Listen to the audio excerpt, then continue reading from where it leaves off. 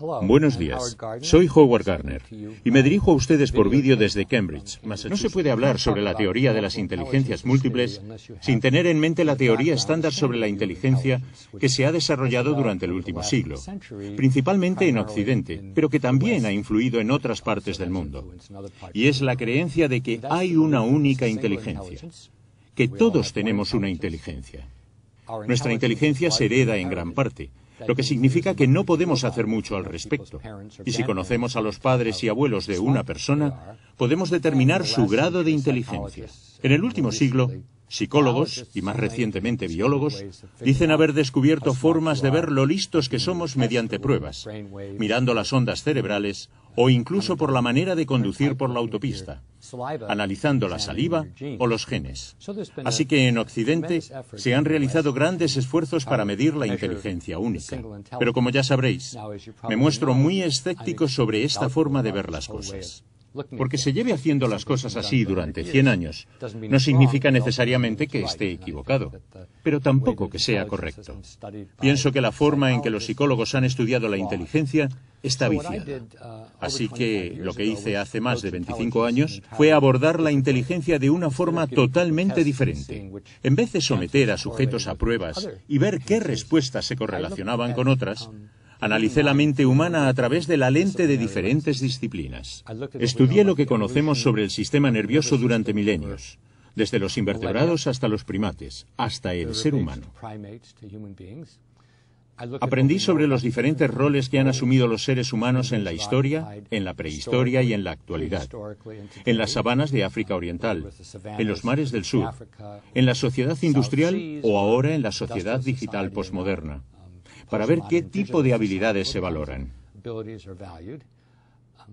También analicé grupos especiales de la población, genios, personas autistas o con perfiles irregulares, a las que se les daban bien unas cosas, pero otras no.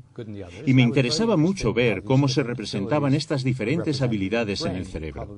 Probablemente la prueba más clara de las inteligencias múltiples es que diferentes destrezas y habilidades ocupan lugares distintos de nuestro sistema nervioso. Tengo una definición técnica de inteligencia, pero pienso que la metáfora resultará más útil. La visión estándar de la inteligencia es que tenemos un ordenador en nuestra mente-cerebro.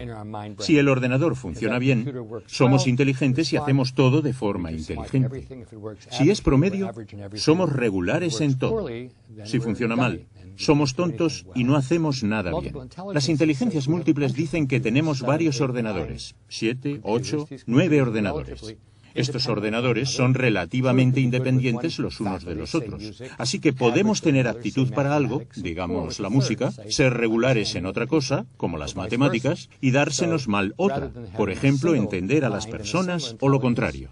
Así que en vez de tener una única mente y una única inteligencia, creo que se describe mejor al ser humano como poseedor de un puñado de ordenadores. Y el hecho de ser bueno con uno no predice que uno vaya a ser bueno o malo con otros ordenadores. Nuevamente, como pienso que estarán familiarizados con estas ideas, voy a repasar las diferentes inteligencias rápidamente. La primera es la inteligencia lingüística, y la ilustro con esta imagen de un poeta chino, porque los poetas cuentan con una inteligencia lingüística tremenda. El segundo tipo de inteligencia es la lógica matemática, la necesaria para las matemáticas, la ciencia, la programación informática. En Occidente, cuando hablamos de inteligencia, generalmente nos referimos a personas capaces en el lenguaje y la lógica, porque si se te dan bien el lenguaje y la lógica, te irá bien en la escuela, y mientras permanezcas en la escuela, te considerarás listo. Pero si te aventuras fuera de ella, podrás descubrir que esas inteligencias pueden ser más o menos útiles. La tercera inteligencia es la inteligencia musical. Es la capacidad de oír, recordar y manipular las estructuras musicales. La cuarta es la inteligencia espacial, la capacidad de orientarse en espacios amplios, como hacen los pilotos o los navegantes, o en un espacio más circunscrito, como hacen los escultores o los jugadores de ajedrez. La quinta inteligencia es la corporal cinética, la capacidad de utilizar todo el cuerpo o partes del cuerpo para resolver problemas o para hacer cosas. Los bailarines, atletas, artesanos o cirujanos son personas especialmente dotadas en el área de la inteligencia corporal cinética. Hay dos tipos de inteligencia que tienen que ver con otras personas. Y son muy importantes, pero no hemos dedicado mucho tiempo a pensar en ellas en relación con la educación. La inteligencia interpersonal es entender a otras personas. Cómo funcionan, cómo trabajan con otras personas, cómo entienden las motivaciones de otros, cómo ayudan a otros a resolver problemas, cómo resuelven conflictos, cómo negocian. Es el tipo de habilidad que necesita el personal clínico, los políticos, líderes religiosos, profesores, terapeutas. Cualquiera que no sea un ermitaño necesita tener inteligencia interpersonal, a menudo denominada social.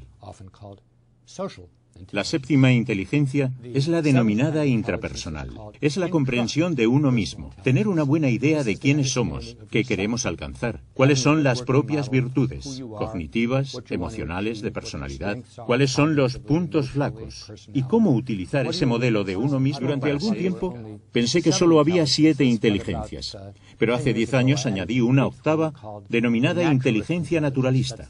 Es la inteligencia de Darwin. Es la capacidad de distinguir de forma consecuente en el mundo natural entre una planta y otra, un animal y otro, un tipo de nube, de formación rocosa, etc.